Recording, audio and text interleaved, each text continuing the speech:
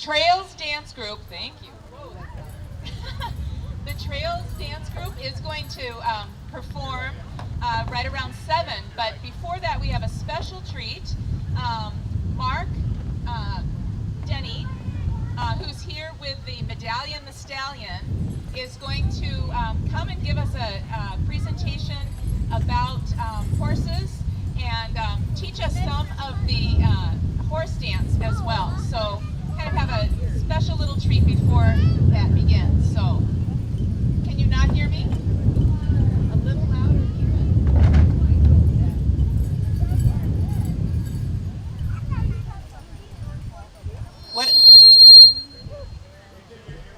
What about now? All right. So just as a little bit of a background, Medallion the Stallion is here as part of Indian Summer Festival's Horse Nation celebration. So I encourage you to spend time with Siobhan, who's here with Mark. They've taken this Painted Pony Roadshow on the road to powwows and community events throughout the summer, and it will continue to travel on its way to Milwaukee in early September for the Horse Nation celebration.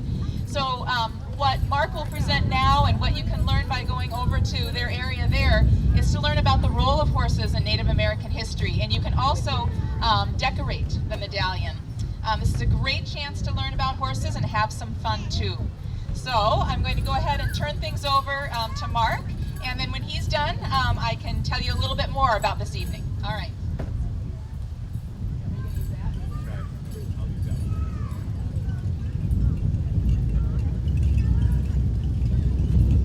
Sagoli, Poso, everybody. My name is Mark Denny. That's my English name. The name I was given when I was a young man, young person actually, very much younger. I was Wepatigizik. That means the beginning of a new day. All the things that happen when the sun rises, that's kind of what that's all about. And more recently, I was adopted by Ojibwe, an Anishinaabe family. And the patriarch of that family, his English name is Edward Benton Benet. He took me in as one of his nephews. And he gave me the name of Nadawe Benezi. And that's the Oneida Thunderbird. And that name refers to the tribe that I'm descended from. And we're going to talk a little bit about history and this great place of St. Croix River that's right behind me. That's very beautiful. We're going to be talking about this little horse that's beside me. I'm going to be doing some horse dancing, but believe me, it's no fun when you come together and you're just watching the dancing. Kind of my goal is to have you come be a part of that as well.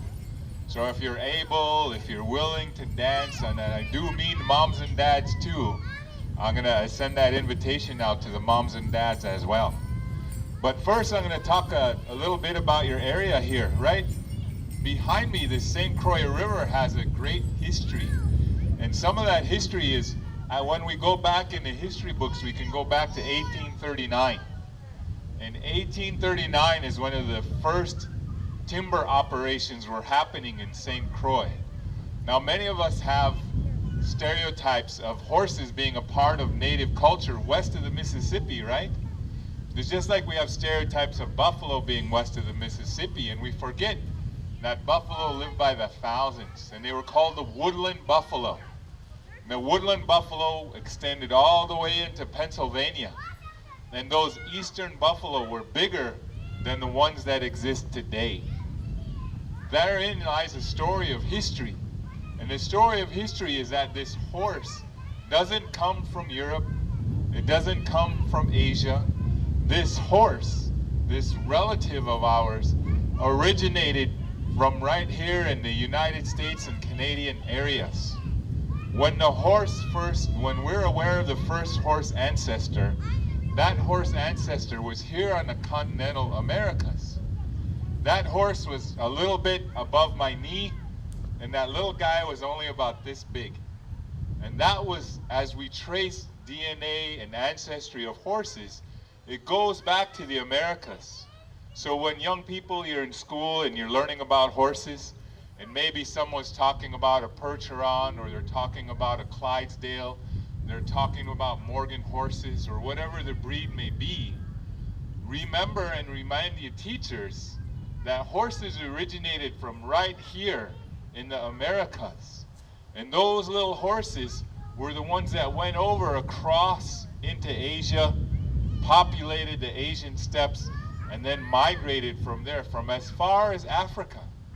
Now, our example over here is Medallion the Stallion. You look over to my left or your right-hand side, you'll see our veteran horse. That's why he has the red, white, and blue. That's our tribute to our veteran people.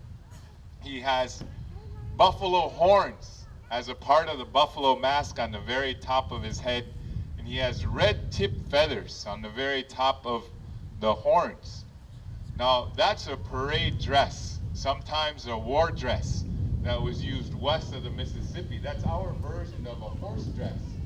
And the idea of the horses is when cavalry would go into battle, there would be a warrior on top of that horse, dressed in an immaculate fashion. Sometimes his horse would be painted, and much when you go back to Medallion during our coloring and painting activity, you'll see the different designs that these horses were painted.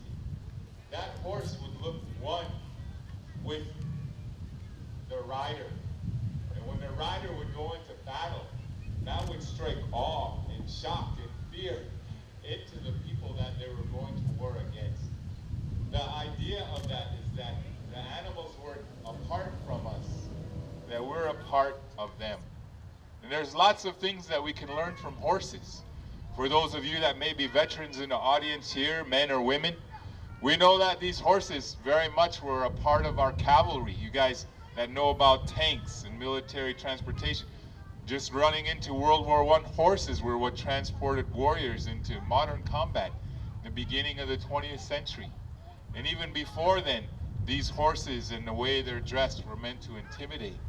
Horses even had gas masks during World War I. They would hang them around their faces and they had protection for their eyes. These are the kinds of historical stories that people don't know about because horses were so much a part of our history. Here in the St. Croix area where logging was very big, logs would float down this river to go to mills. Horses were the ones that would take from these areas where you see the trees that are all around us. Lumbermen would take those trees down and they would use horses during the winter time because the ground was hard and icy. And they would take huge sleds of wood down to the rivers. And when the spring would come, they would float the logs in the river, and those would take those logs to the 17 different mills that were around historically around this area. So horses don't have a huge connection to my culture. They have a huge connection to your culture. That's kind of why we're here today talking about this. Now I'm going to talk about this little guy that's beside me right here. And he's the spotted horse. You see him? I'll see if I can maybe, I don't know what's going on or... Test 1, 2. Test, maybe we can try the wireless test.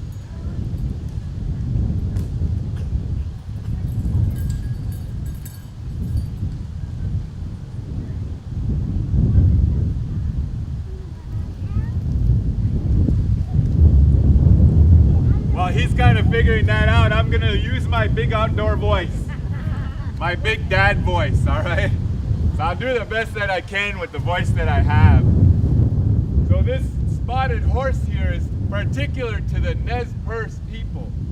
If you think about the very northwest of the United States, they would have horses very much like this guy, and they were known for these horses.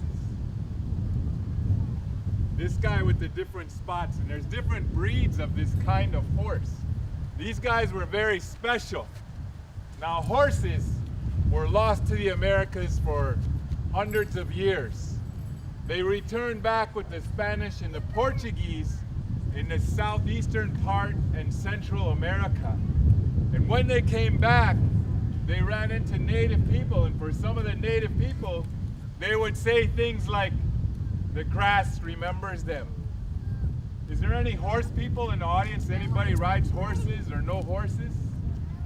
if you know them, when a horse changes the diet, if we change a horse's diet, they can get sick very easily. They can even die. But when the horses came to the Americas on those boats and began to repopulate the Americas, Central America, South America, they grew and they prospered. They didn't die, they didn't go away. That's why some of the tribes that you see in the West say that the grass remembered them, because what they ate and foraged on produced hundreds, thousands, and some folks placed the number on over 1 million horses. Wild horses were populating the Americas.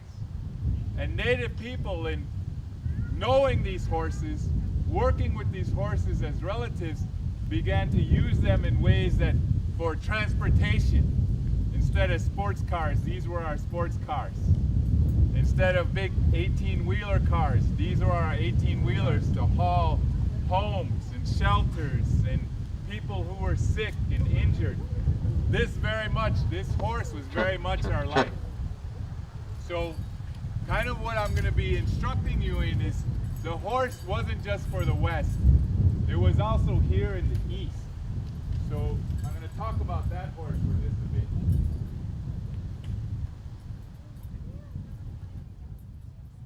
So what I'm going to talk about here in just this little bit.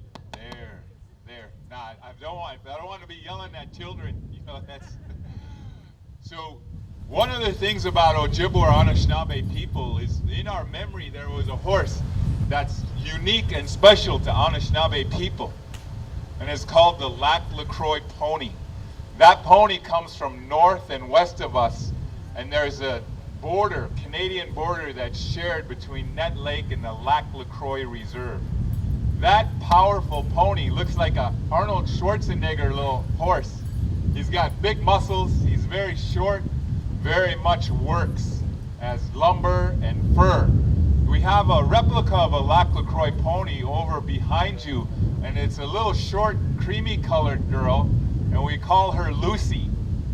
When we're done here in the dancing, and during the dancing, you're gonna be able, young people, older people, go over there and paint that horse. Okay, however kind of designs you want. But this Lac LaCroix pony has been with Ojibwe people for hundreds of years. It has an extra flap for its nostril to take the harsh winters. It was used for lumber and trap. And Ojibwe people lived in the seasons with this horse. During the summer and spring, the horse would be out on the islands. As you look out here on the St. Croix River, if you would imagine islands and horses running free on there and making other little horses. And then when the fall would come, the Lac LaCroix Ojibwe people from around those areas would go to the islands, retrieve the Lac LaCroix ponies, bring them down into the mainlands, and they would hunt and forage, and they would lumber with these small, very muscular horses. By 1970, there were about 20 or less left in the world. That was all. The United States and Canada were on a campaign to kill these horses. They were considered a pestilence. Some gentlemen from Nett Lake ran horse trailers across the Canadian border, chased some feral horses down. Wild horses, children. Wild horses living in the forests, because we had wild horses living in forests. And they would trailer these horses back to Nett Lake, where they began a breeding program. Now there's a little over 120 horses that exist today. And that was through the idea of Native people and working with non-Native people as well. So that's kind of, a lot of people think about horses in west of the Mississippi River. We need to be thinking about horses as a vital part of our economies, as a vital part of what supported our grandparents that live here in Wisconsin, no matter our color or our race. Young people, the last thing I'll say about history is, if you can imagine this water when it's all frozen over, what did we have before refrigeration?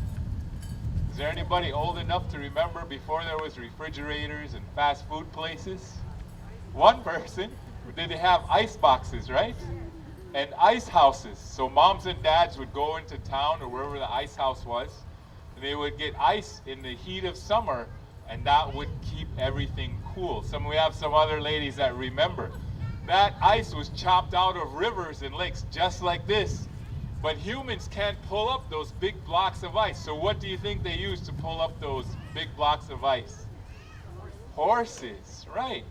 So very much of what we have today, what we owe today, are very much horses. We just kind of forget about that. So what I'm going to do for you today is I'm going to put on an outfit. And have you guys ever seen a horse dance before? No. I know I only remember very slightly as a young person seeing one. And some older people, Edward Benton Benet, Joe Rose, up in the Bad River area of Wisconsin, taught me a little bit about horse dancing. And that's what I'm going to do here and describe a little bit of the outfit for you. This is my dance staff, or my dance stick. Does this horse look familiar to the little children that are around here?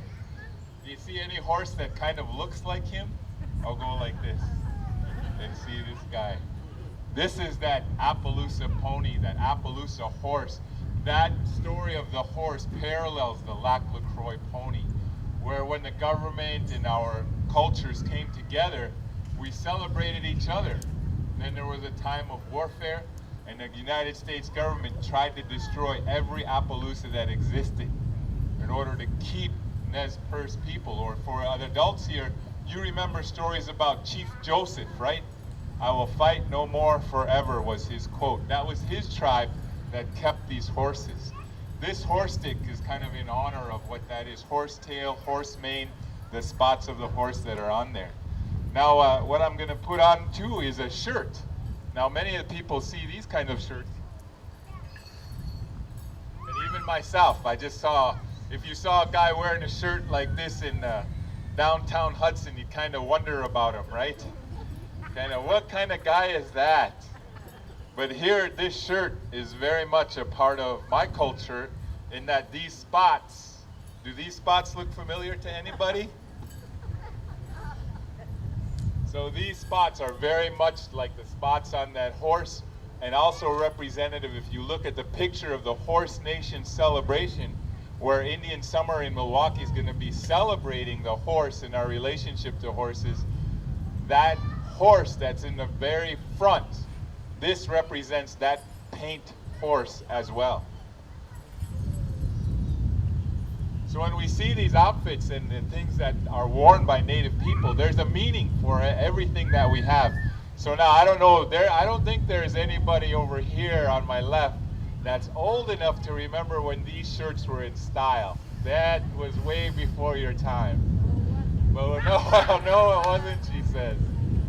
Going from the 1910s into 1920s and 30s, they had a few shirts like this for professional men, bankers and such and so on, where they had the kind of poofy sleeves and such. That's where the design of this shirt's kind of coming from, right? So we're channeling that particular historical period. Now for the young people, I want you to really think about what you're wearing. And what you're wearing, guys, is nice swim shorts, you got nice pants on, and they have middles to them. That kind of wasn't always true for every culture. The culture that I share with you guys, we had pants and we didn't have any middles to them. So kind of think about it, yeah. Our kids were very happy. We didn't have to fight with them, tussle with them. They just did no middles to them at all. These leggings were made to protect our legs in the brush, and especially riders of horses.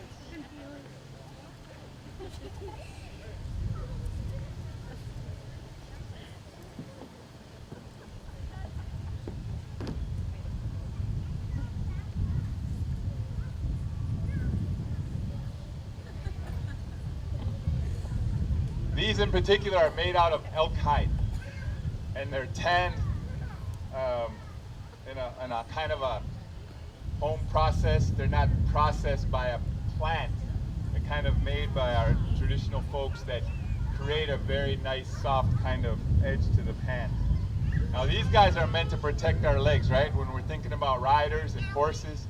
And remember, for some of the adults here, we didn't have room in our houses for 20 pairs of pants.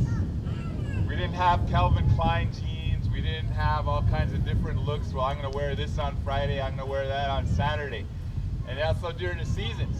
Some of us get a little chubby, not the young guys here, but some of us older ones. We'll get a little bigger when we get older, right? Not your grandpa, I'm talking about me, okay? Now, when you get a little bigger, they fit just fine. You get a little skinnier, they fit just fine, right? So when you think about the utility of clothing, you think, all right, just because we wear the things that we wear doesn't mean it has to be that way, right? There's differences in approaches to what we have. Now, one of the other things that I kind of really enjoy are moccasins. They're almost like a very complicated slippers. You know, they put on your feet. They stay there very much. Sometimes the bottoms are made out of horse hide. Sometimes they're made out of buffalo hide. But certainly by looking at someone's moccasins, way back, you could tell where a person was from. With 11 different federally recognized tribes in the state of Wisconsin, you can imagine different tribes, different ways of wearing unique things. Right here in Hudson, this is Ho-Chunk territory, right? Sauk and Fox, those sorts of tribes were here and are here. They had neighbors, Ojibwa people that would come here and trade, that lived here as well. So this very much was an international community. So here I got most of what I'm going to be wearing for my dance almost on. So this next piece, like you were saying, we did have some modesty. So we had a little something for the front. And you can see kind of the horse designs, right? Out in front for the young people, kind of up in front. There's the one color one side and the color on the other side. In the middle, there's a star. And above us in the night sky, for the culture that I come from, there's 7 stars. Those 7 stars have 7 teachings, right? So each of those stars has a lesson for us as people. And this is the back of it. Now as I dance, I'm going to try and go out there and get close to you.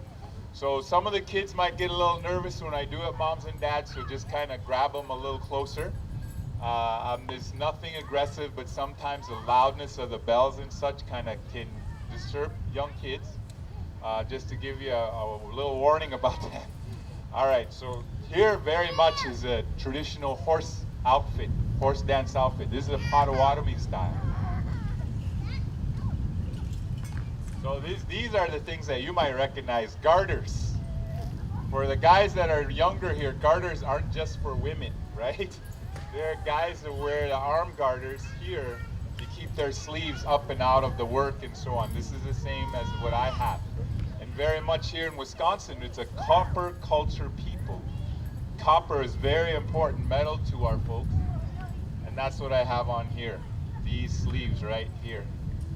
This is what you call, dancers, a warm-up act.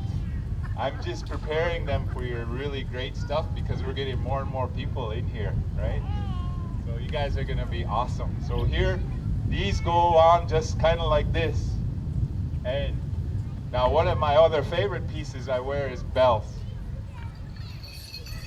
This kind of, we make a lot of noise with these guys.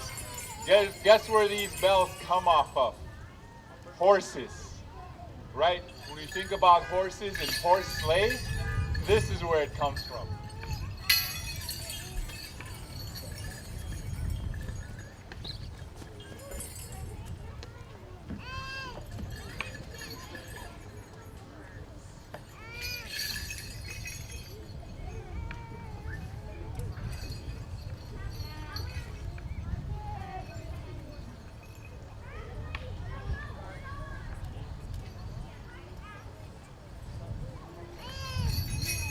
Okay, I'm just about done, just with my a few other little things. This belt is our lightning belt. This one's pretty valuable. You don't see a lot of these around too much anymore. There are folks that know how to make them, and the ones that know how to make them do pretty well for themselves.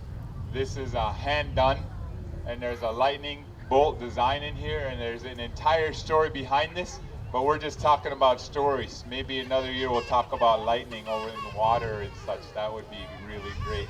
Oh look, I have a fan already. She's just either laughing or crying, I'm not sure. So this is, for the young guys that are out there, this is what we would wear over our chest for protection. We didn't have to worry like your tactical squads these days, worry about bullets and all kinds of things. We only had to worry about hard objects, sharp objects, that kind of thing. So we wear this in front of our chests. This wasn't certainly universal to all tribes, but this is just kind of a look that I like and kind of have channeled. So that's what this is up in front. And this kind of river otter is very important to my ancestry. The mirrors here, a lesson I got from a good friend of mine named Buddy Whipple. He's passed on since. The idea is that when we dance with our ancestors. Wherever we are, we dance with our ancestors. One, we dance for the people that can. And we're dancing with our ancestors when we come around. So when our ancestors come, some of us, we got really good, friendly ancestors. And some of them, they weren't too nice. But they want to come and dance too. Everyone wants to come dance. They're having this good time. So when those ancestors come and dance, those ones that had those pleasant personalities, they'll see themselves in the mirrors and they'll come dance with us. Or the ones maybe that kind of lived their life bent and twisted, they'll see themselves in these mirrors and they'll go away from us. So when you see these mirrors, not only do they represent this beautiful clean water behind us, but it's the reflections of that water and the stories within those reflections that are there. So just kind of in honor of this place, I brought myself a Ho-Chunk necklace because I just kind of is very good neighbors, and that tribe has always been good to me as a person. And this is our hat. I have a roach that goes with it that's made of porcupine hair and deer hair and eagle feathers and such, but I just kind of want to move along with the program because I want to see you guys dance. I'm looking forward to it. Keith, right? And everybody. So I'm just kind of going along, but this is very much a traditional hat made out of our otter hide. So for all the kids, did I look like a native guy before? No, one guy said. Now I am. So there it is. I'm the same guy. I'm the same guy. It's just kind of different kind of dress. So what we're going to do for you is a song, and I want you to look for the different sorts of movements that I'm going to make. One of the movements that you'll see horses do when they're first born is, if everybody's seen video or seen a horse being born, or ladies, you know ice boxes, you know this shirt, so maybe you know a little bit about those horses. When their horse's head, they come, they're usually the last to come out, right? The head. And they'll hit the ground, and within a matter of hours, they're up, they're able to walk, but they're not very stable. So some of our fancy dancers, you'll like this, is when they move their feet and they go like this, those crossover steps are that young horse trying to get its feet. And as it gets older and gets his feet, he does it in a more competent way. When you see people who are horse dance, they don't often back up. But when they do, they'll actually whirl around. They'll turn in circles. For much of our culture, our traditional dancers, they hardly turn around in a full circle. But horse dancers will do that, and I will do that. When you see me dancing, the horse's head is really big. So when that horse is born, that horse's head is kind of like a little tiny baby. Its head is all over the place, right? So that's kind of what you're going to see. Now, the last thing that I'm going to share with you about this horse dance, there's so much more to it, is that over 80% of horses are left side dominant. In humans, most of us are right side dominant, right? But in horses, they're left side. So when you see me dancing, you're going to see me going to my left side dominant sort of thing. And I promised you a last thing before I start dancing, but we'll get kind of over to the music here. And that's the eyes of a horse. The eyes of the horse can work independently, and they can see different sorts of things. But the interesting part of that to me is when you approach a horse, never approach them straight on because they can't see straight on. And don't come up behind a horse because what's going to happen? You're going to get kicked. So when you see me in the dancing, you're going to see some of that kicking, some of the crossover movements, some of the head movements. So I want you to be thinking about that. So no Kevin Costner, no fire, no Twilight half-naked guys dancing here. This is the real thing, and that's why we're here today, to enjoy this. So, okay, horse dance, here we go.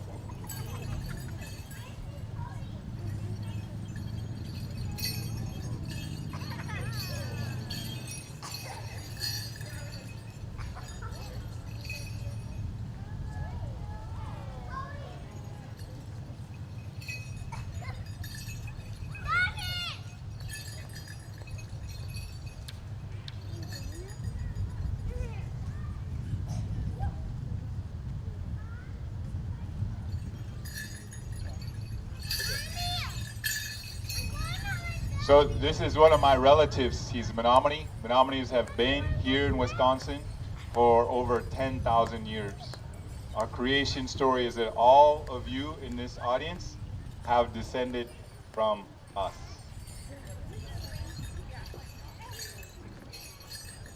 So he's going to describe this song, and it's a straight song, is what we call it. So it's, but the horse dance, I'm going to apply the horse dance to it.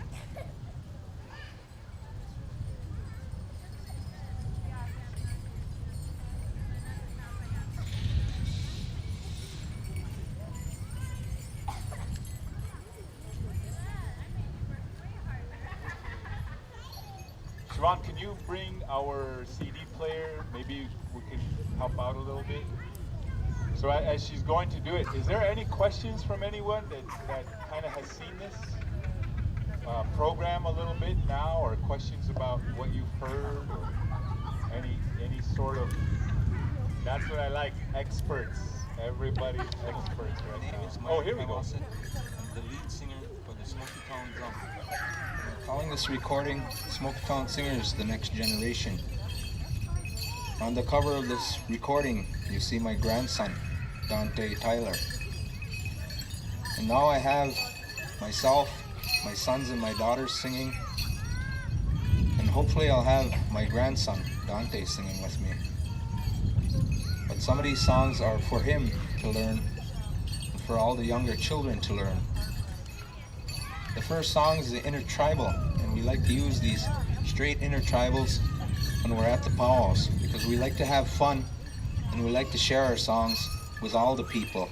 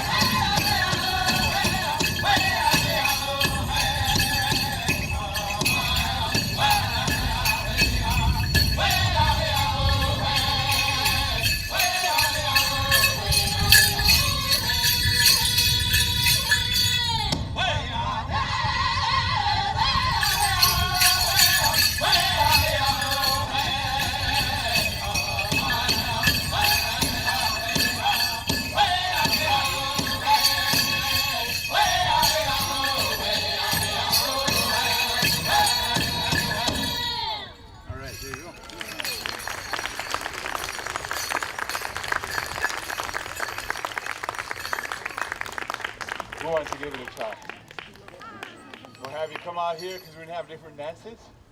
So moms and dads, bring someone right out in front, right here. You guys come here just play in the sandbox, come on out. There's a brave young girl, give her a round of applause right there, good. Are you gonna be my only student? How about it, dads, moms, anybody else? Here we go, here comes the mom, come on out. All right, I'm gonna talk to them while the music's going. We're only gonna do like maybe a quarter of the song. And that's kind of how we do it. You can pick out another song. All right. There, beautiful, awesome. You got, oh, that was helpful. We got a mom, awesome. All right, here we go. You're gonna like it. Okay, now what I want you to do is follow what I'm doing. We'll have it down, all right? So, here we go. Watch what I do when I step out in the middle. The next song you're about to hear is also an intertribal. We're asking the people to come in and dance. So Piti horses kanan, have 4 hoofs. machitoak, We only got 2 nimikon. hoofs, all right? So you gotta And I have kinda a push second hand. solo, That's why you swing your arms a little bit. and he's saying, So Gach this is one hoof. wanasem, Come up. nimian, Right? nagaman. Come down. You look good when you're dancing. We sing for you. 1, 2. Try the other one. Hands up. 1, 2. Right, now let's try sideways steps going this way. Go like this. Cross over. Okay, come on back. So, side up, side down. Side up, side down. Other way. Side up, side down. Side up, side down, side up, side down. Good. Now when that horse kind of comes out, the horse kind of hits the ground like this. Take a jump. And then he kind of starts looking around, but his head's real heavy, okay? So he kind of starts like this. And then we're going to start moving around. Just follow how my movements are. Those are the basics. Okay. All right. So here we go. So follow what I'm doing, then we're going to go around in a circle, okay? Remember, left side dominant. You're little righty-handed now, left-handed. Okay. Remember the hop?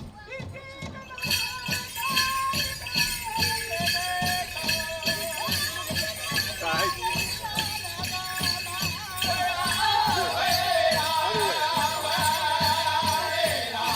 Like you're tripping now.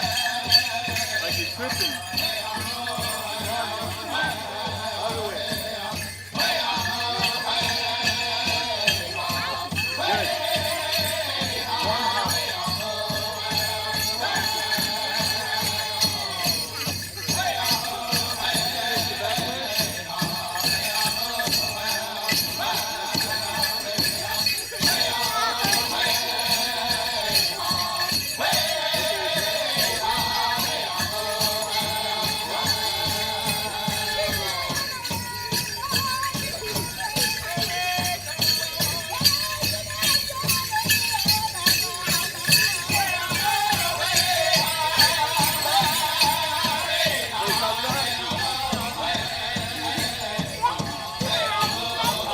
Inside, up sideways.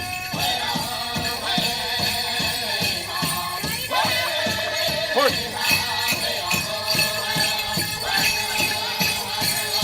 Back. Good time.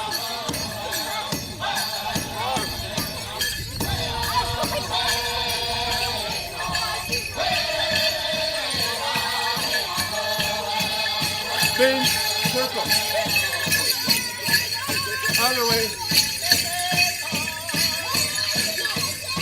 Okay, come on. Up.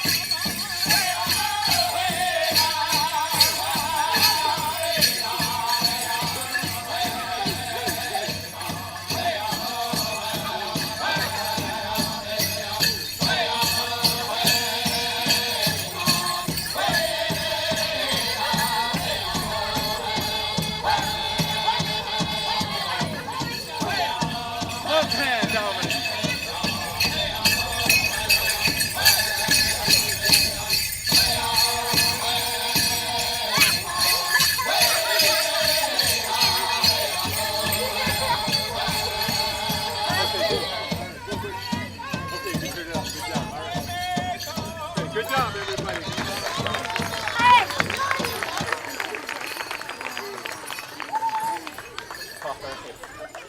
those are the basics.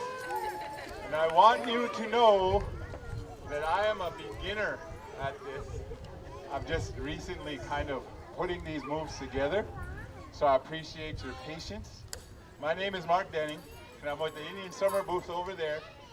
And if ever you think you'd like to come to Milwaukee, make it September 5th through the 7th. We get about 55,000 people through the gates. Contest powwow, Olympic style boxing. We even got an Indian Elvis down there. So don't tell us that we're not multicultural. If we got an Indian Elvis, you guys can come see us. And please come over to the booth when you have a moment. And we're gonna have our Lucy horse ready to paint, okay? So I'm gonna turn it over to Mark here, Grandpa and Dad and respected member of St. Croix community. So how about a nice hand for Mark and his dancers? Let's bring them up.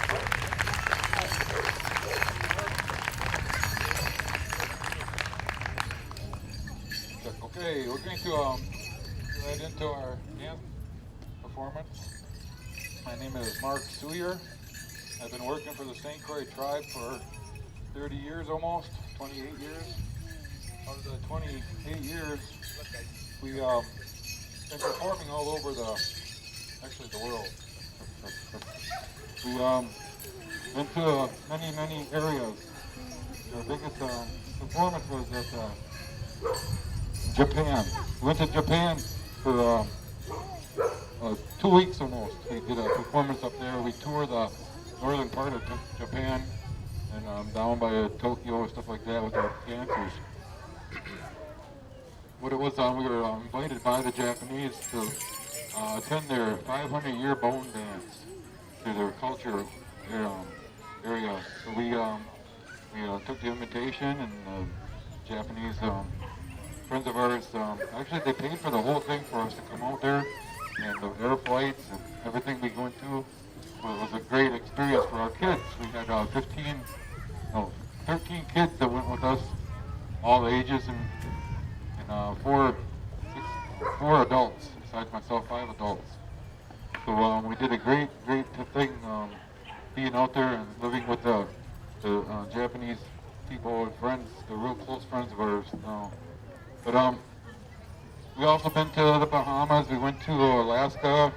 Our dancers won a couple gold medals up there at the Esco Indian Olympics. Won a gold medal one year and then a bronze medal the following year. Brought home some trophies. So those are our highlights for our dancers. And many of my dancers now are retired. They got kids of their own. They got families of their own. So these are my newer ones I got here with me now. And 2 of them are my grandchildren. One of them, a good friend of mine, my daughters, their auntie. So we're going to do a couple songs, and then we're going to give you a chance to come out, the kids come on out and dance also.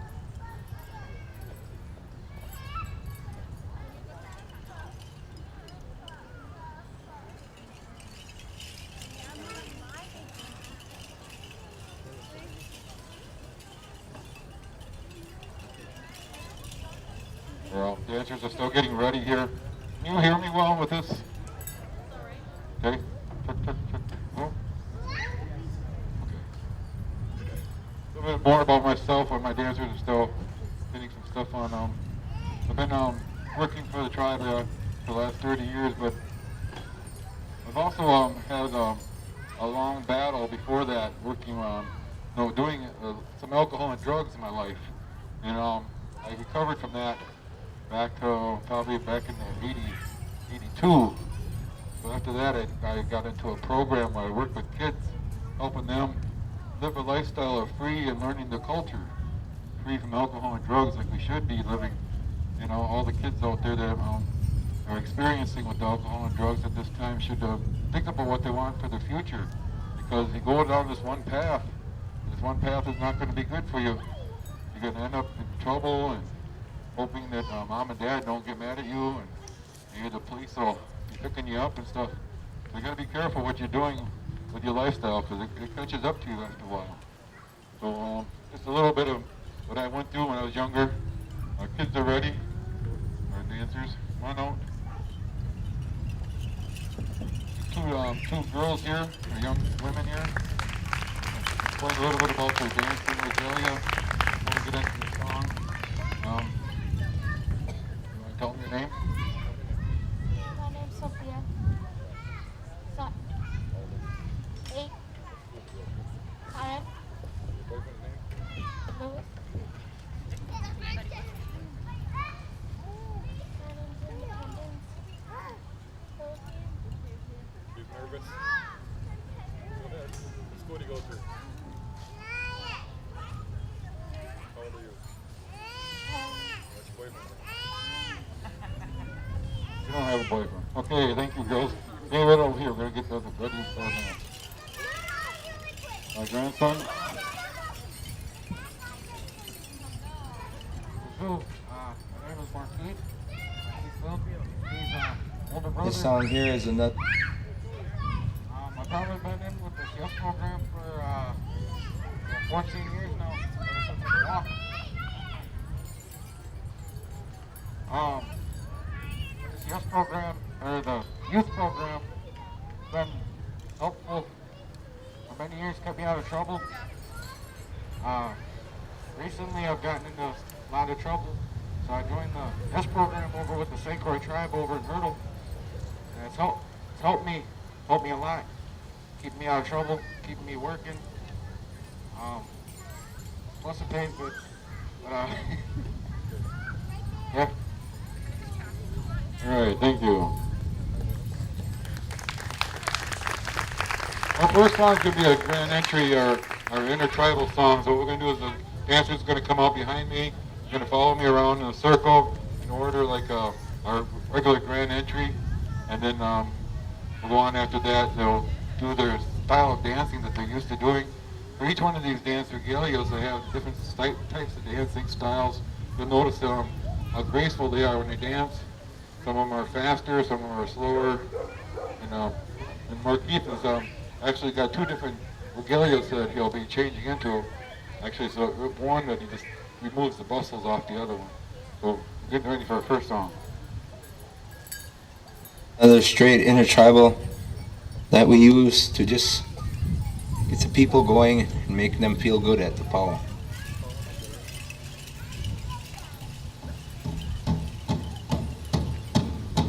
Yeah.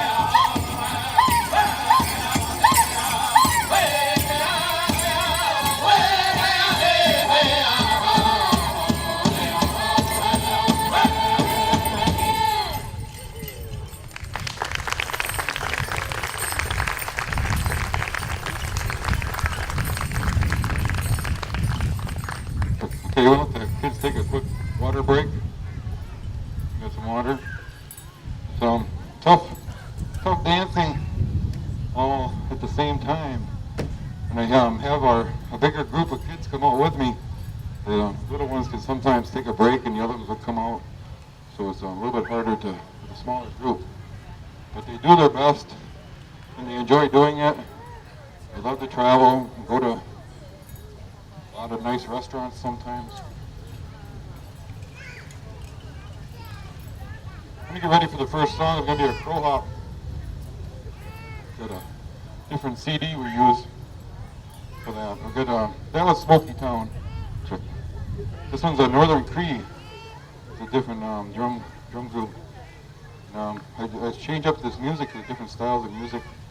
Some of the CDs don't have.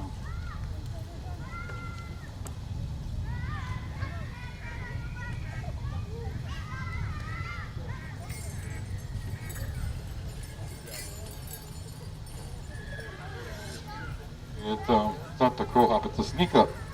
So our dancers are ready. Come on out. Sneak up. You'll know once you hear it. Wait for Marquis speaking the rules.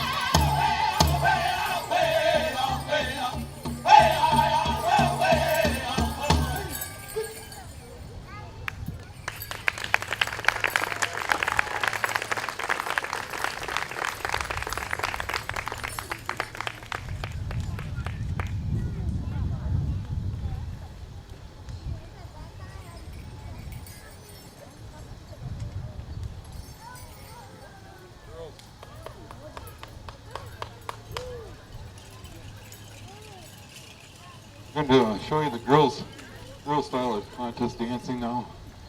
Get out there.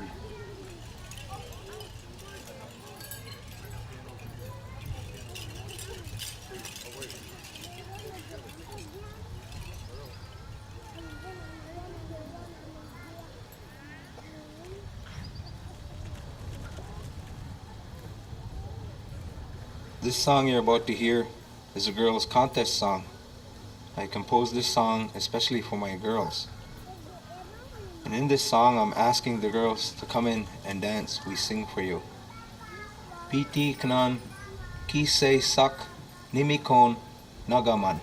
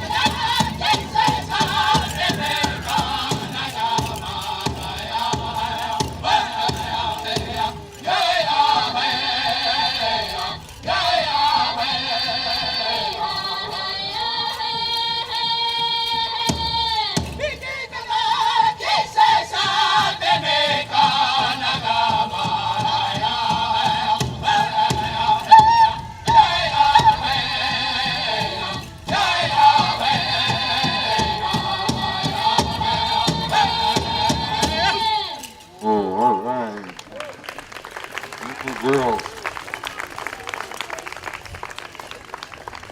We're gonna have them come out here. Independence is gonna come up.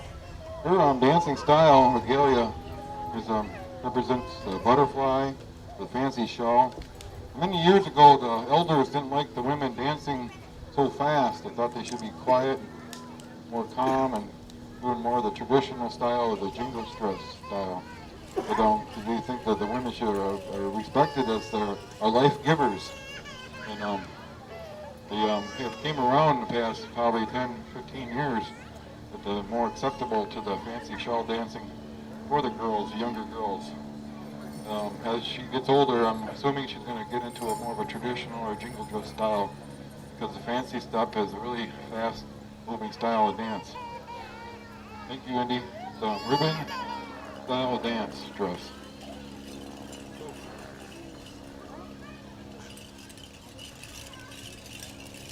Here's a more of our contemporary dress. Is more of a traditional style dress. The jingle dress was more of a spiritual type of dancing. This young person would be an older person. Actually, would be the one that you'd give tobacco to, and she would go out and she would say prayer while she's dancing for you or your elders or somebody that might be sick in the family or just not having a good day. You would give this young lady some tobacco, and she would go out and she would dance and give the spirits the blessings that you want to give to the spirits. She would be the one.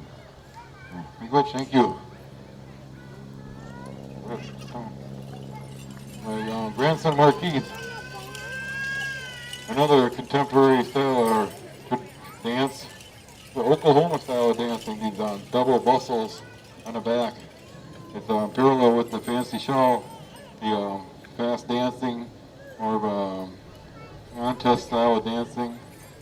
I think it came out the Buffalo Bill days when they had these dancing styles come out. And then they were kind of lost for a while, and now they're making a big comeback.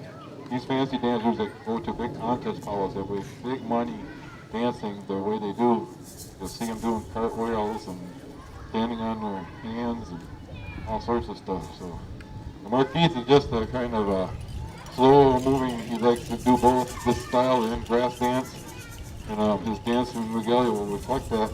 A lot of this long fringe on here is also for the grass that you see in the woods or see in the fields. Before they had the grass lawnmowers, we had the grass dancers. And what they would do, they'd go out and they'd do a style of dance. It'd be like 10 or 15 of them out there dancing this grass, this tall grass. They'd knock it down so our elders and our little ones could come in. We could have our powwows or our feast or whatever. These would be the men that go out there and do that for us, so we wouldn't have to. They'd probably scare all the snakes and the critters that might be living in the grass out. These guys had an important job to do when we went to open our fields up. Again, we're going to do a crow hop song. I'm my music person.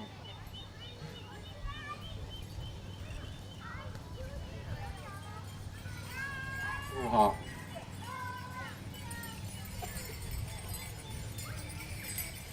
Crow hop is another kind of a fun dance, and what I want to do is after that we're going to do an intertribal. We're going to have all the kids that are playing on the playground, because I think they lost interest. Oh, sorry. We're going to do a crow hop, and maybe we'll come back out.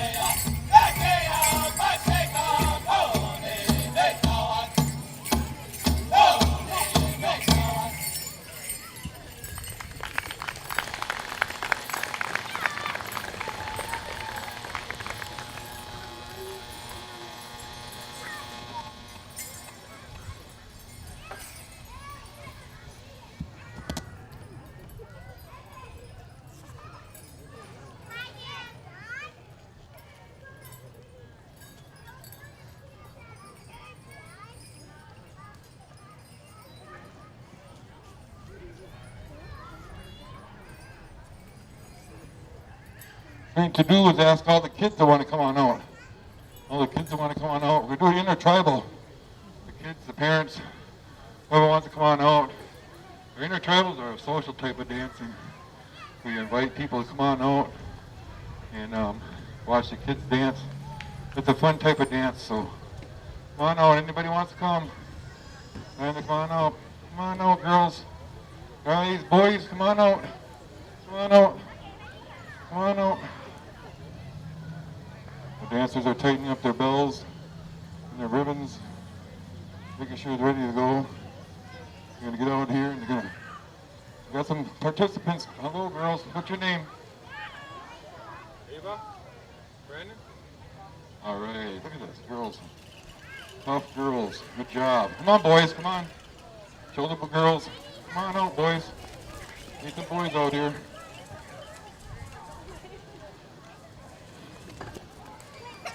Hey.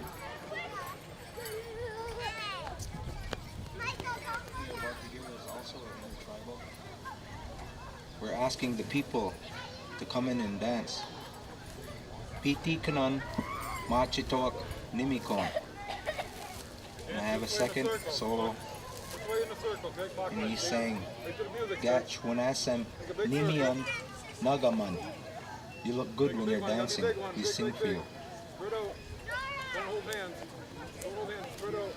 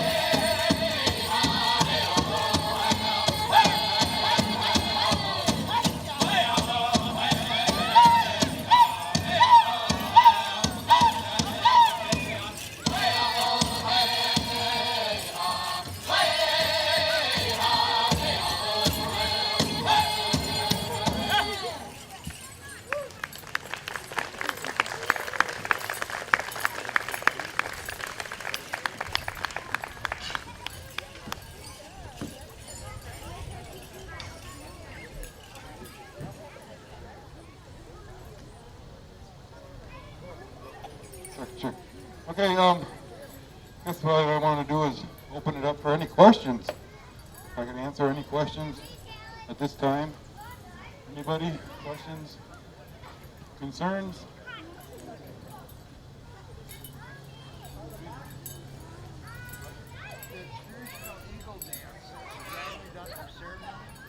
There is a type of, eagle dance that are done in ceremonies, yes. Yeah, yeah. Can you talk about what an eagle represents, the significance of the eagle? We've got a lot of eagles down in Oh yes, there is a lot of eagles down this way. Well, for the Native American, the eagle has been our spirit bird for us. We gone and actually considered them almost like a messenger for our visions and our prayers. The reason for that is that they can fly the highest that we know, get closest to the Great Spirit, or Gitchimanadu, we call them. And that's why we give our eagle the most respect we have. Every time I know myself and my family sees an eagle, we'll either be driving down the road, we'll actually pull over and put some tobacco down. In some cases you can't pull over because you're on the interstate, but you still always sprinkle some tobacco down. You know, let the wind take it in the air. But so the eagles means that much to us that we respect it in the highest. All my feathers on the back of here was given to me by an elder, and he told me to make my bustle, my eagle bustle. I didn't get that respect until later, after my recovery, from about, I would say probably 15 years ago maybe, before I got my full bustle. That's like 10 years into my recovery before they gave me my eagle feathers. So I was highly respected. The two feathers, the white feathers on the back of my bustle, are for my two veterans. My father, he served in the Korean War, and also my niece, she just came back a year or so ago from Afghanistan. So those are my two veterans in my family that are, well, my father had passed, but my niece, she's a Marine Corps veteran for us. So those are my two eagle feathers for my veterans. And I've asked the elders why did only the veterans get the eagle feathers? It's because they're highly respected. The eagle feather, the white feathers from the eagle tail are hard to come by, hard to find. So that's why they get the best feathers out of the bustle or the eagles. That help? Okay. Any more questions? I get off or sometimes I say. Any more questions? Okay, this time I don't want the kids, I want all the parents. If you have shoes on, you gotta come out and dance. Oh, come on. One song. It'll probably be our last song because the sun's going down. I know you want to go see Miracle over here. Check them out. So, come on. If you got shoes on, come on out. Mine is okay. Unfortunately, the baby can't dance. Well, we'll make an exception, I guess. We'll do it this time. At the actual powwows, the babies, if they can't dance, they should be carried by, or set to the side until they're ready to dance, actually. But, huh? Okay. Thank you very much. Oh, got him. How come there's only one guy? All these women. Come on, guys. Come on. It doesn't hurt. It's a really good exercise. And if I can do it at 53 years old, you guys can do it. Come on. Come on. Come on. Here we go. There we go. All right. I've been doing it for a few years. I'm 53 years old. I've had 2 heart attacks. I'm still dancing. So we're going to do it. All right. Here we go. Yeah.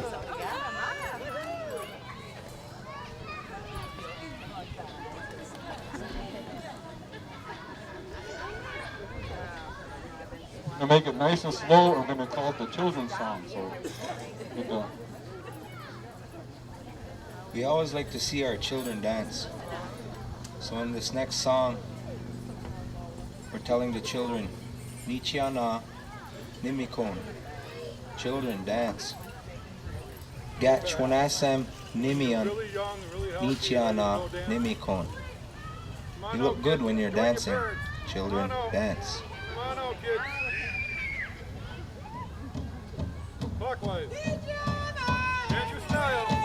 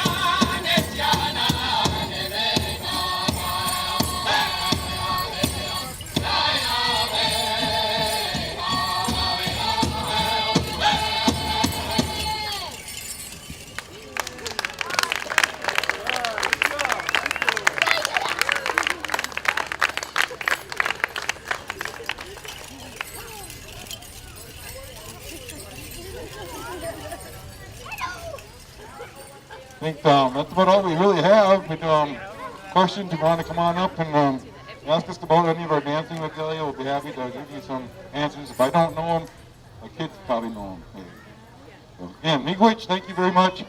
Anastasia. All right, thank you, everyone.